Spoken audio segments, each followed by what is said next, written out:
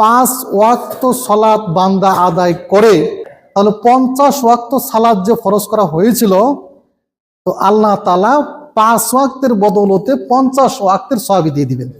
সহিহ মুসলিমের 173 নম্বর হাদিসের মধ্যে বলছেন, আল্লাহ তাবারক ওয়া তাআলা রাসূল সাল্লাল্লাহু আলাইহি ওয়াসাল্লামকে 3টি উপহার প্রদান করেছেন।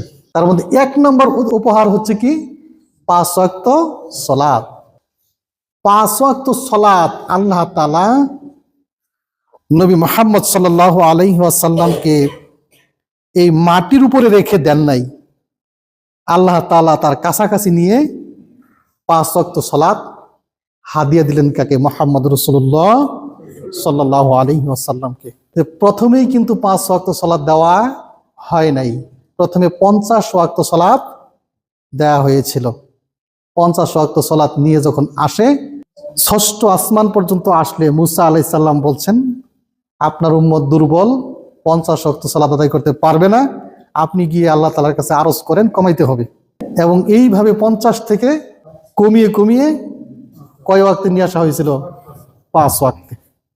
এবং সেই সাথে বলা হয়েছিল, যদি 5 ওয়াক্ত সালাত বান্দা আদায় করে, তাহলে 50 ওয়াক্ত সালাত যে ফরজ করা হয়েছিল, তো আল্লাহ তাআলা 5 ওয়াক্তের বদৌলতে 50 ওয়াক্তের সওয়াব দিয়ে দিবেন। এটা হলো 1 নম্বর উপহার।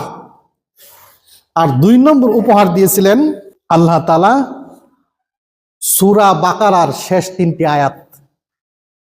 সূরা বাকারার শেষ 3টি আয়াত, সূরা বাকারার শেষ 3টি আয়াত এত গুরুত্বপূর্ণ যে আল্লাহ তাআলা আল্লাহর নবীকে ডেকে নিয়ে দিলেন।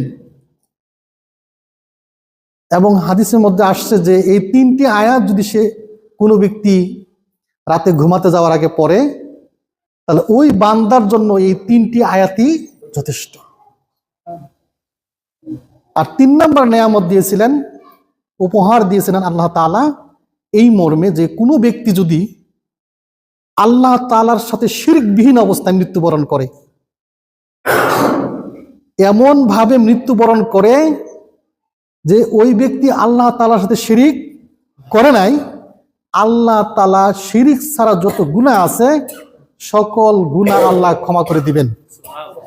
এই হলো কয় নম্বর উপহার? 3 নম্বর উপহার। তাহলে আল্লাহ তাআলা আল্লাহ নবী মুহাম্মদ সাল্লাল্লাহু আলাইহি ওয়াসাল্লামকে মেরাজের মধ্যে নিয়ে গিয়ে কয়টি উপহার দিয়েছিলেন? 3টি উপহার। 1 নম্বর উপহার কি? 5 ওয়াক্ত সালাত। 2 নম্বর উপহার কি? সূরা বাকারার শেষ 3টি আয়াত। 3 নম্বর উপহার কি? আল্লাহ তাআলা তার বান্দাকে এই মর্মে প্রতিশ্রুতি দিয়েছেন যে বান্দা যদি শিরিকবিহীন অবস্থায় মৃত্যুবরণ করে, শিরিক ছাড়া যত গুনাহ আছে আল্লাহ তাআলা ওই বান্দার সকল গুনাহ ক্ষমা করে দিবেন।